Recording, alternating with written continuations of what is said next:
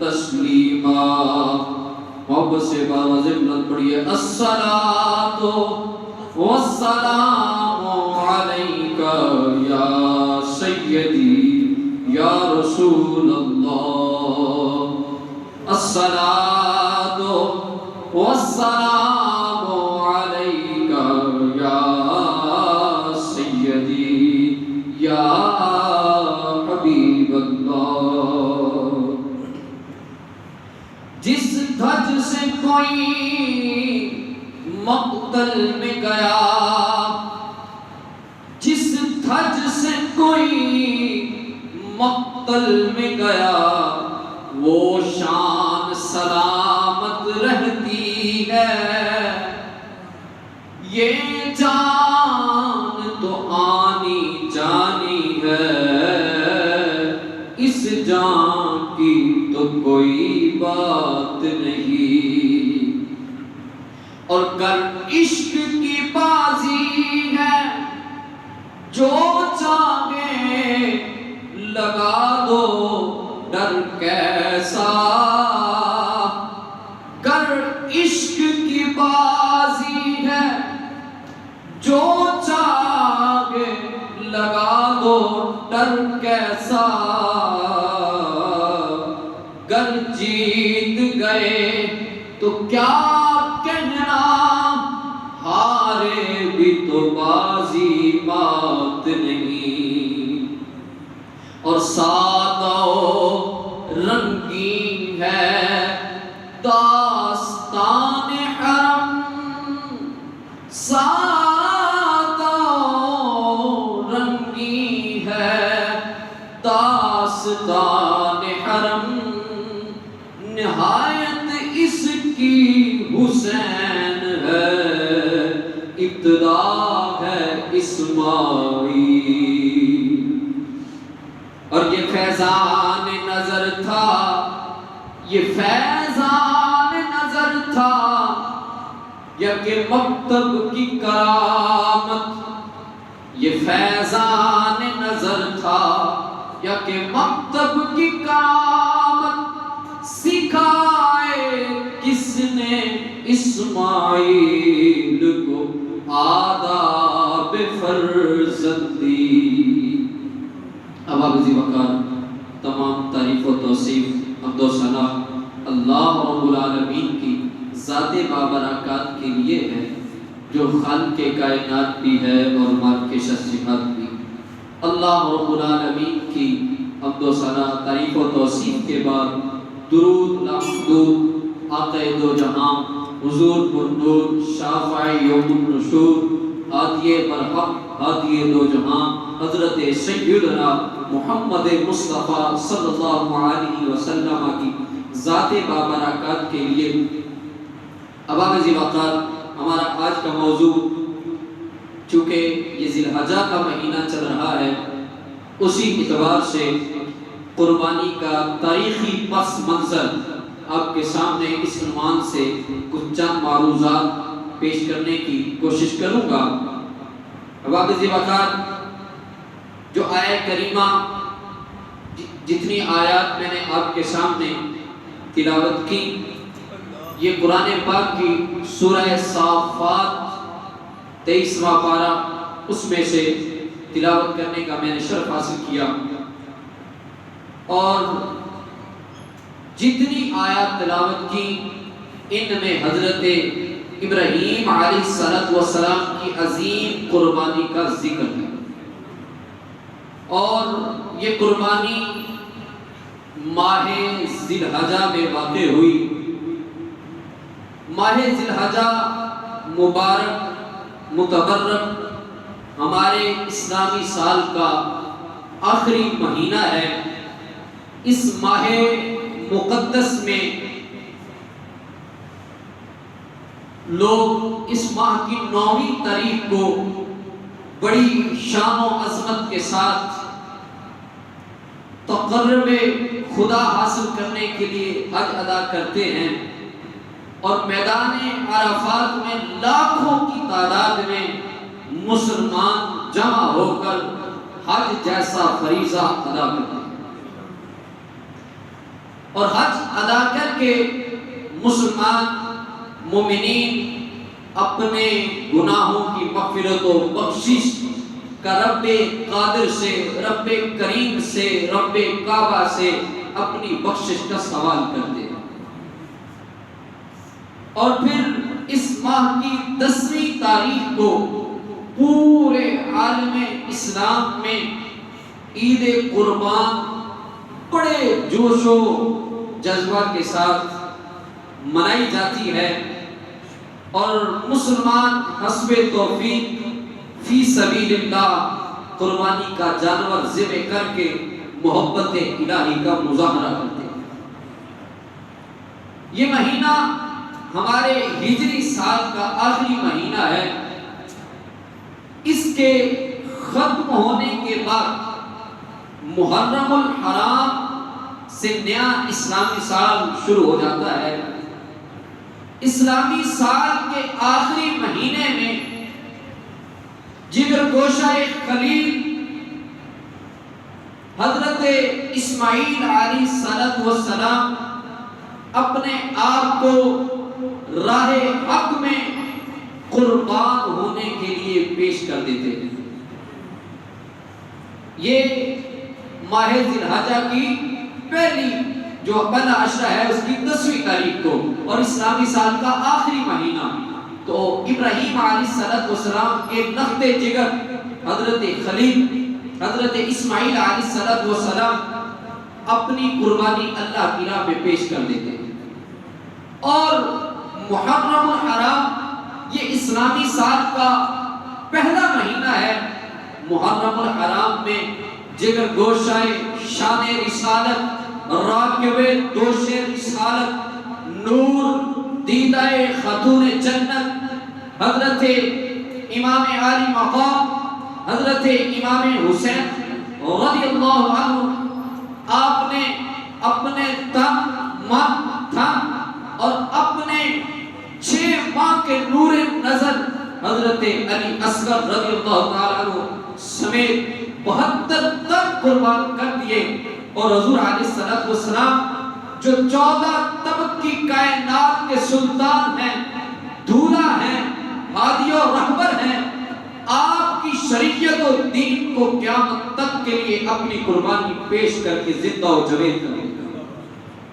حضرت محترم امام علی مقام آپ کی قربانی نے یہ ثابت کر دیا کہ قیامت تک آنے والے مومنین کے لیے اور راہ وفا پر چلنے والوں کے لیے یہ سنت قائم کر دی، اور کمال شان ابدیت کے ساتھ بارگاہ سمدیت میں سجدہ و سجود ہو کر عرض کیا، اے خدائے سمیع و بصیر، اپنے حسین کی قربانی قبول کر، اپنے حسین کی قربانی قبول فرما کے میرے نانے کے دین کو قیامت تک کے لیے قائم و دائم فرما دینا۔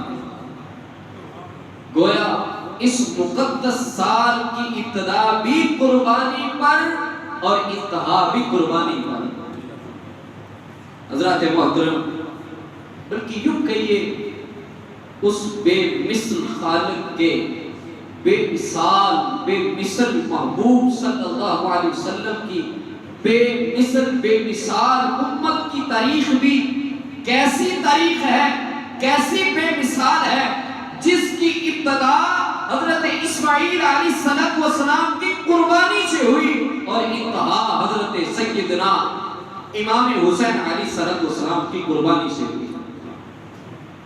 شاعر مشرق قلندر لاہوری وہ تڑپا، اس نے لکھا، کہنے لگے غریب و سادہ و رنگین ہے داستان حرم، غریب و سادہ و رنگین ہے داستان حرم، نہایت اس کی حسین ابتدا ہے اسماعیل۔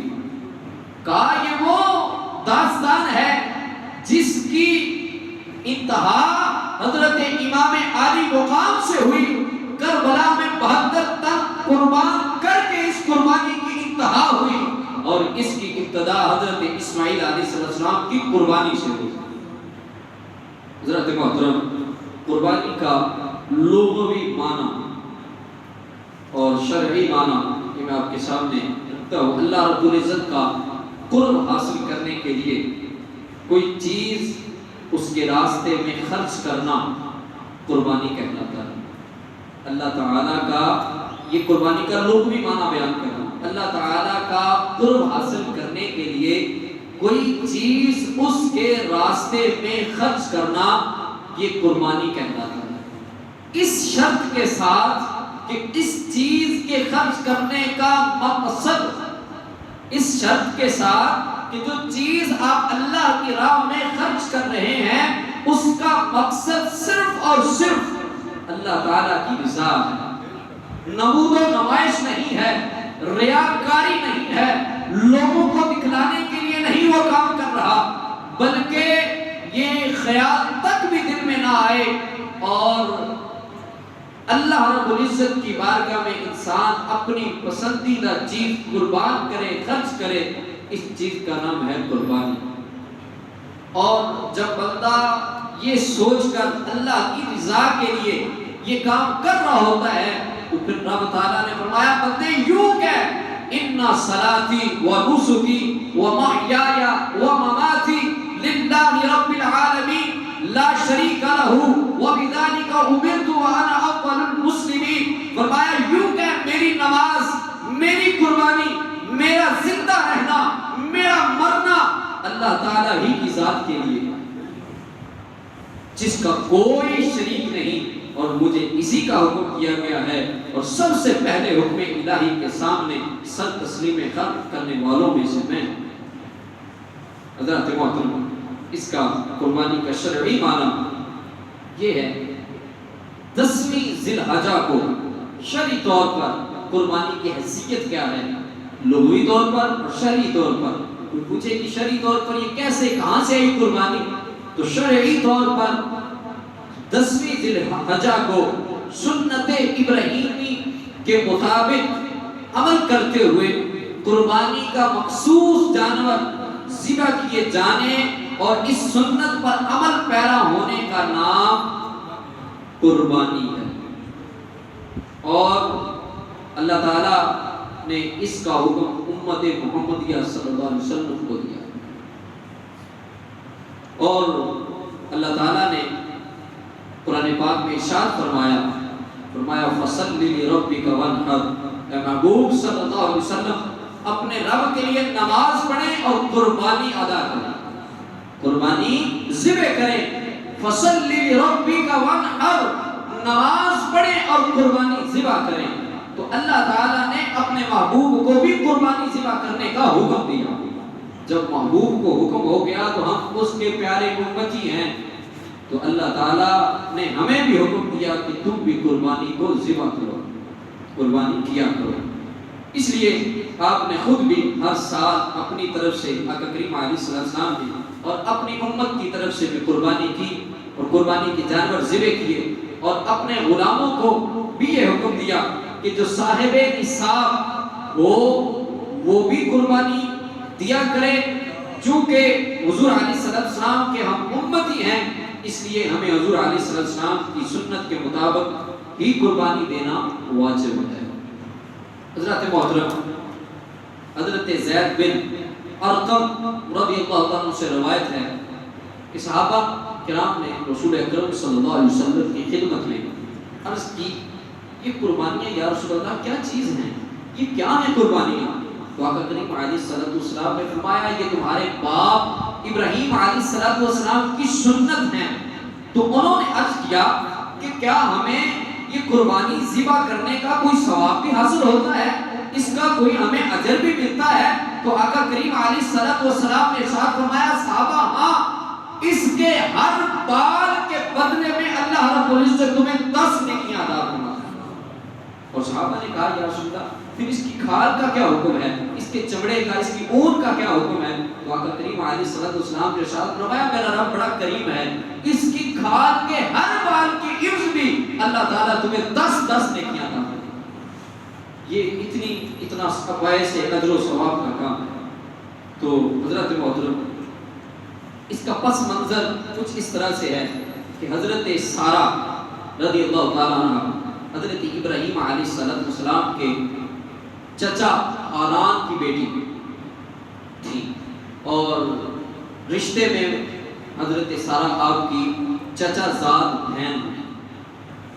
قدرت نے انہیں ظاہری حسن و جمال اور باطنی کمال کے ساتھ نوازا۔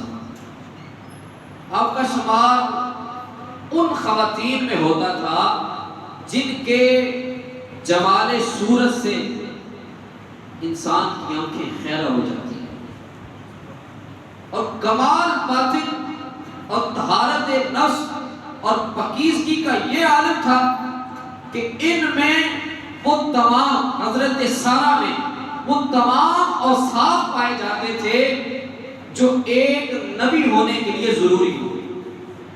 اور کہا کہ اگر عورتیں نبی بن سکتی تو حضرت سارہ کو رب تعالیٰ نبی کے مرتبے پر فائز کرے۔ اولیاء میں رب فرمایا کون ہے اولیاء کے اگر عورتیں ولی بن سکتی ہوتی تو رابعہ بصری ولیہ بنتی، اور اگر عورتوں میں نبی کوئی بن سکتی ہوتی تو حضرت سارہ نبی کے مقام پر فائز ہوتی۔ اتنی پاک باز خاتون تھی۔ حضرت ابراہیم علیہ السلام نے ان سے نکاح کیا، چونکہ خود بھی پکے توحیدی تھے اور یہ بھی پکی توحیدی تھی، اللہ کو ماننے والی تھی، کسی بت کے آگے کبھی سر نہیں جھکایا تھا۔ تو حضرت ابراہیم علیہ السلام نے حضرت سارہ سے نکاح فرمایا۔ یہ اس دور کی بات ہے جب بابل پر نمرود کی حکومت تھی، اور نمرود آپ کو معلوم ہے، آپ نے سنا ہوگا کہ اس نے ابراہیم علیہ السلام کے لیے چیخا جلایا اور آپ کو آگ میں ڈال دیا گیا۔ وجہ کیا بنی؟ وہ ان کے جو جھوٹے بت تھے، جھوٹے خدا تھے، ابراہیم علیہ السلام نے ان ساروں کو توڑ کر تہس نہس کر دیا اور بڑے بت کے کندھے پہ کلاڑا رکھ دیا، اور آگے واپس جب یہ میلے سے لوگ پلٹے تو کہا ہمارے بتوں کو کس نے کیا؟ سارے کہنے لگے ایک ہی مرد ہو سکتا ہے، ایک ہی فرد ہو سکتا ہے جس نے یہ کام کیا ہوگا، جو ہمارے خداؤں کو جھوٹا کہتا ہے وہ ابراہیم ہوں گے۔ جب ابراہیم علیہ السلام کے پاس آئے اور کہا یہ ہمارے خداؤں کا تم نے یہ حال کیا ہے، تو ابراہیم علیہ السلام جیسے پکے توحیدی نے کیا جواب دیا؟ کہا تمہارے خدا ہیں، تم ان سے جا کے پوچھو تمہارے ساتھ کس نے کیا کیا ہے۔ اللہ اکبر، کہا یہ تمہارے خدا ہیں، ان سے جا کے پوچھو تمہارا یہ کس نے حال کیا ہے۔ لہٰذا اسی پاداش میں آپ کے لیے چیخا جلایا گیا اور آپ کو جو ہے وہ آگ میں ڈال دیا گیا۔ اللہ رب العزت نے آپ کے لیے آگ کو گلزار بنا دیا۔ جب آپ نے اس وہاں کے ماحول کو دین اسلام کی تبلیغ کے لیے، دین کی تبلیغ کے لیے، اللہ کی توحید کے لیے موثر نہ پایا تو آپ نے وہاں سے ہجرت کرنے کا ارادہ فرمایا، اور وہاں سے ہجرت کر کے آپ حضرت سارہ کو لے کر اور اپنے بھتیجے حضرت لوط علیہ السلام کو لے کر مصر روانہ ہو گئے۔ جب آپ مصر پہنچے تو آپ کو معلوم ہوا کہ یہاں کا جو حکمران ہے، بادشاہ ہے، وہ انتہائی بد کردار شخص ہے اور انتہائی خراب نیت والا انسان ہے۔ تو جب اس بادشاہ کو معلوم ہوا کہ مصر میں کچھ مہمان آئے ہیں بابل سے ہجرت کر کے، اور ان کے ساتھ عورت ہے اور وہ بڑی خوبصورت ہے، جب اس کو یہ معلوم ہوا تو اس نے اپنے چند قریبوں کو بھیجا اور حضرت سارہ کو اپنے دربار میں بلوا لیا۔ جب حضرت سارہ اس کے محل میں گئی، اس بادشاہ کے دربار میں پہنچی تو اس نے آپ کو دیکھا اور دیکھتے ہی نیت میں فطور آ گیا۔ نیت میں فطور آنے کی دیر تھی، اسی وقت اس بادشاہ کا کے جسم میں راشا طاری ہو گیا، اس کا جسم کانپنے لگا۔ اس نے کہا اے اللہ کی نیک اور پاکیزہ بندی، مجھ سے غلطی ہو گئی، مجھے معافی عطا فرماؤ اور میرے لیے دعا کرو کہ میں ٹھیک ہو جاؤں۔ آپ نے اللہ سے دعا کی، اللہ نے آپ کی دعا قبول فرمائی، اور دعا قبول ہوتے ہی اسی وقت اللہ رب العزت نے اس بادشاہ کو ٹھیک کر دیا۔ اب ٹھیک ہوا، وہ ٹھیک ہوتے ہی پھر نیت میں دوسری مرتبہ پھر فطور آیا۔ جب پھر فطور آیا تو اس سے زیادہ دوبارہ حملہ ہوا اس پہ راشے کا۔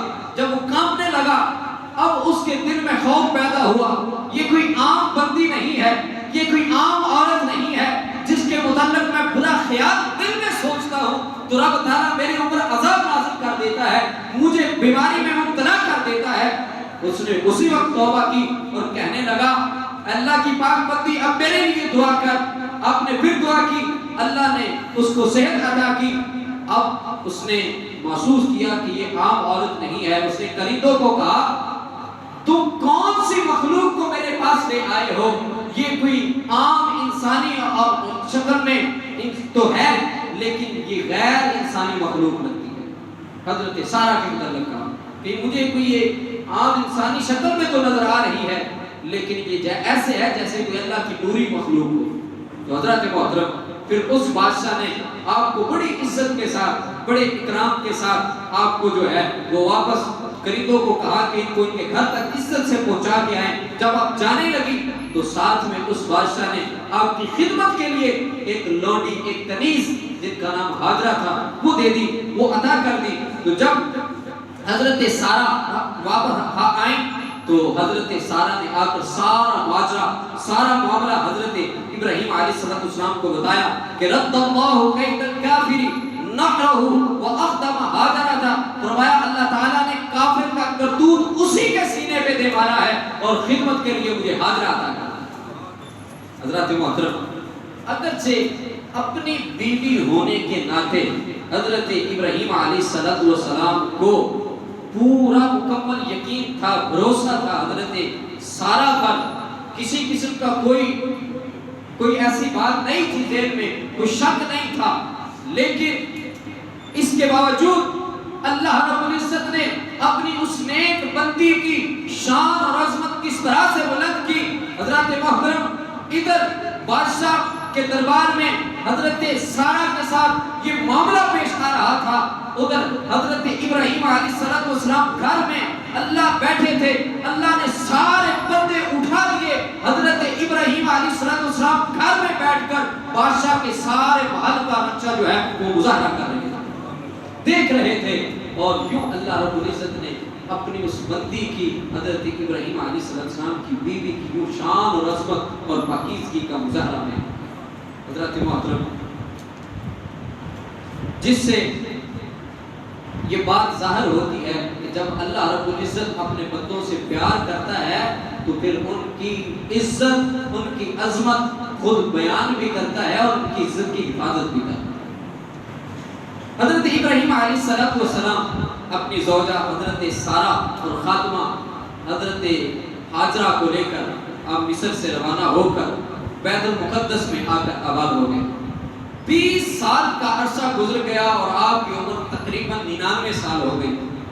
اس عرصے میں آپ کو اللہ رب العزت نے اولاد سے نہیں نوازا تھا اور نہ ہی اولاد پیدا ہوئی. ایک دن حضرت سارہ بیٹھی تھی, حضرت ابراہیم علیہ السلام سے عرض کرنے لگی اے میرے سردار اے ابراہیم علیہ السلام, ہمارے ہاں کوئی اولاد نہیں ہوئی اور اب میں عمر کے اس حصے میں ہوں کہ جس میں اولاد پیدا ہونے کا کوئی امکان نہیں ہے, کوئی امید نہیں ہے. اس لیے میں چاہتی ہوں کہ ہم کب تک ایسے رہیں گے, لہٰذا میں آپ کو اپنی لونڈی جو ہے وہ ہبہ کرتی ہوں. ہو سکتا ہے اللہ رب العزت اس کے بدن سے ہمیں اولاد جیسی نعمت عطا فرما دے. تو جب حضرت سارہ نے حضرت ہاجرہ حضرت ابراہیم علیہ السلام کو ہبہ کر دی, ان کو عطا کر دی, تو پھر اللہ رب العزت نے واقعی ان کے بدن سے حضرت اسماعیل علیہ السلام جیسے نور نظر لخت جگر کی بشارت حضرت ابراہیم کو دی. حضرت محترم حضرت اسماعیل علیہ السلام واقعے کو کلوز کرتے ہوئے بات کو ختم کرنے کی طرف آتے ہیں. حضرت ابراہیم اسماعیل علیہ السلام جب اپنی زندگی کے 13-14 منازل طے کر چکے تو ایک نیا امتحان ان کے لیے شروع ہوا. بعض روایات میں اس کی تفسیر اس طرح سے ہے کہ حضرت ابراہیم علیہ السلام کو اللہ تعالیٰ نے اپنا خلیل ہونے کا شرف بخشا, اور خلیل وہ ہوتا ہے جس کے دل میں سوائے محبوب کے کسی اور چیز کا گزر تک نہیں ہوتا. خلیل وہ ہوتا ہے, یہ خلت سے ہے, دوست کے معنی میں ہے, اور دوست وہ ہوتا ہے, اللہ نے ولی کو بھی دوست کہا, خلیل بھی وہی ہوتا ہے دوست. تو اللہ نے فرمایا خلیل وہ ہوتا ہے جس کے دل میں کسی بیرونی باہر والی چیز کا, دنیاوی چیز کا دل میں خیال تک نہیں ہے, اس کو خلیل بولتے ہیں. پھر اللہ رب العزت جب اس ایسے بندے کو خلیل بنا لیتا ہے پھر اس کو مقام بھی بڑا عطا فرماتا ہے۔ حضرات محترم، اللہ رب العزت نے آپ کو خلیل ہونے کا رتبہ عطا فرمایا، اور حالانکہ حضرت ابراہیم علیہ السلام بہت زیادہ مالدار تھے۔ ملائکہ نے عرض کیا کہ اے اللہ ہمیں یہ تو بتائیں کہ ابراہیم خلیل کیسے ہوئے، آپ کے خلیل کیسے بنے؟ تو رب تعالیٰ نے فرمایا میرے فرشتوں وہ واقعی میرا خلیل ہے، میری رضا پہ اپنا سب کچھ قربان کرنے کا صرف اس میں جذبہ ہی نہیں ہے بلکہ اس پر وہ عمل پیرا بھی ہو چکا ہے۔ آپ نے دیکھا نارے نمرود، اس میں اس نے میری خاطر چھلانگ لگا دی، کودنے کے لیے تیار ہو گئے، اور پھر اسی طرح میں نے حکم دیا کہ اپنے بیٹے کو وادی ذی زرع، جہاں کوئی وادی نہ ہو، جہاں خالی میدان ہو، صحرا ہو، وہاں چھوڑاؤ۔ تو اس بندے نے سوچا نہیں بلکہ میرا جو حکم تھا اس کو پورا کر کے دکھایا۔ اب بھی تمہیں اس کا امتحان لے لو، آزما لو کہ یہ میرا بندہ کیسا ہے، یہ میرا کیسے خلیل بنا۔ چنانچہ حضرت ابراہیم علیہ السلام کے دل میں فرشتوں نے اللہ رب العزت کی طرف سے یہ بات ڈالی کہ اللہ تعالیٰ کا امتحان جو ہے دینے کے لیے ان کو تیار کیا۔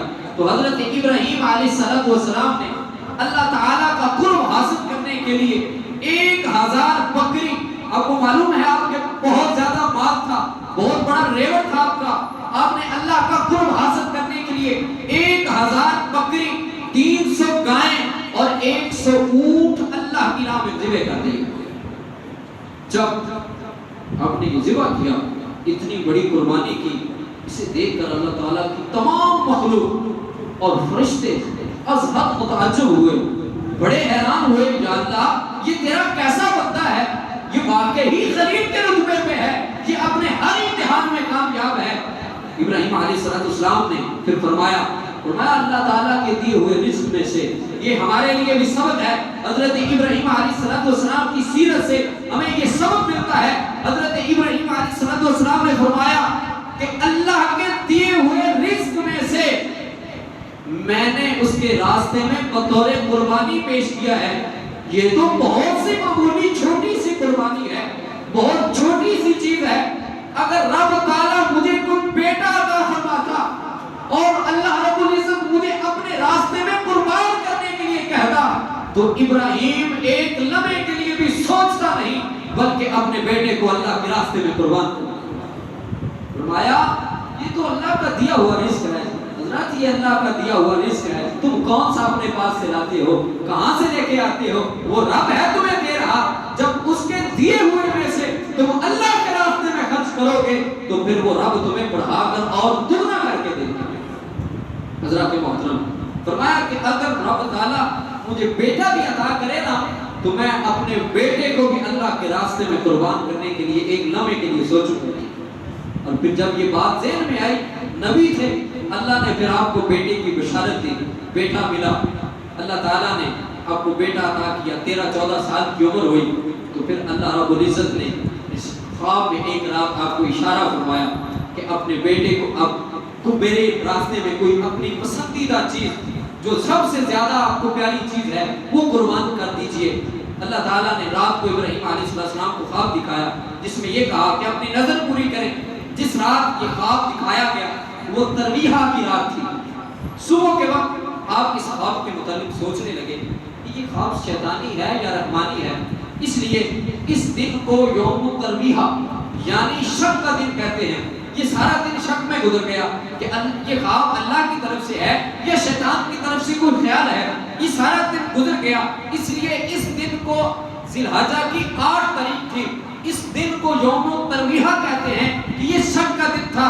پھر دوسری رات وہی خواب آپ کو نظر آیا، اللہ رب العزت نے دکھایا کہ کوئی اپنی پسندیدہ چیز، کوئی عزیز ترین چیز کی قربانی پیش کرو۔ جب آپ اٹھے تو آپ کو یقین ہو گیا کہ یہ خواب اللہ تعالیٰ کی طرف سے ہے، شیطان کی طرف سے کوئی خیال اور وسوسہ نہیں ہے۔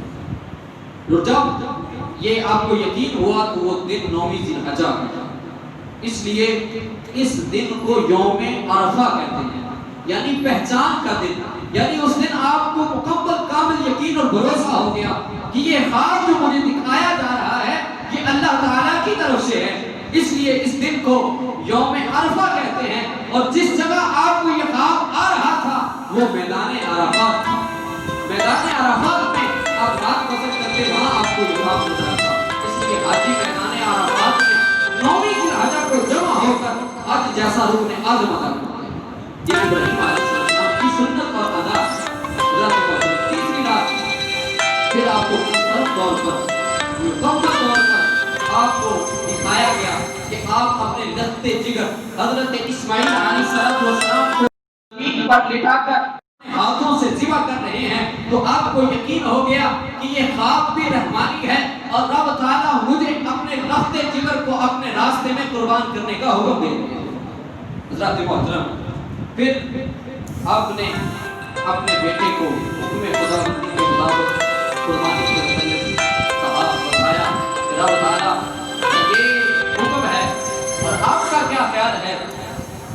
تو وہ ابراہیم کے بیٹے اسماعیل کو حاجرہ کے جیسی گود میسر آئی، اور اللہ نے اس بیٹے کو تیار ہی اس دن کے لیے کیا تھا۔ اب یہ بیٹا کمال کا صابر بیٹا تھا۔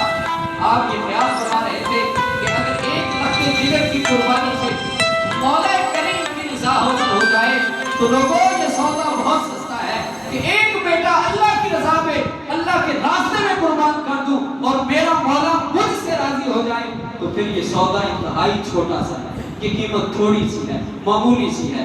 حضرت ابراہیم علیہ السلام حضرت اسماعیل کو جب اپنے خواب کے بارے میں آپ نے بتایا نا، تو اس پیکر تسلیم و رضا نے جو جواب دیا وہ میں اور آپ اگر بیان کریں گے تو اس کا حق ادا نہیں ہو سکتا۔ قرآن نے خود رب رحمان نے وہ الفاظ بیان کیے، آپ پڑھ لیجئے، سن لیجئے۔ اگر انسان اس کو پڑھ لے تو انسان کے اندر صبر جیسا پہاڑ انسان کے اندر آ جاتا ہے۔ فرمایا حضرت اسماعیل علیہ السلام نے قال یا ابت افعل ما تؤمر ستجدنی ان شاء اللہ من الصابرین۔ فرمایا بیٹے مجھے رب نے تجھے قربان کرنے کا حکم دیا ہے، تو پیکرو رضا کے بیٹے نے کہا یا ابت افعل، اے میرے باپ جو رب نے آپ کو حکم دیا ہے وہ آپ کر گزریں، انشاءاللہ آپ مجھے صابرین میں سے پائیں گے۔ ایسا بیٹا اور ایسا صبر اللہ رب العزت نے حضرت اسماعیل علیہ السلام کو عطا فرمایا۔ اس آیت کا ترجمہ اگر یوں بھی کر لیا جائے کہ یہ فیضان نظر تھا یا کہ مکتب کی کرامت، یہ فیضان نظر تھا یا کہ مکتب کی کرامت، سکھائے کس نے اسماعیل کو آداب فضل؟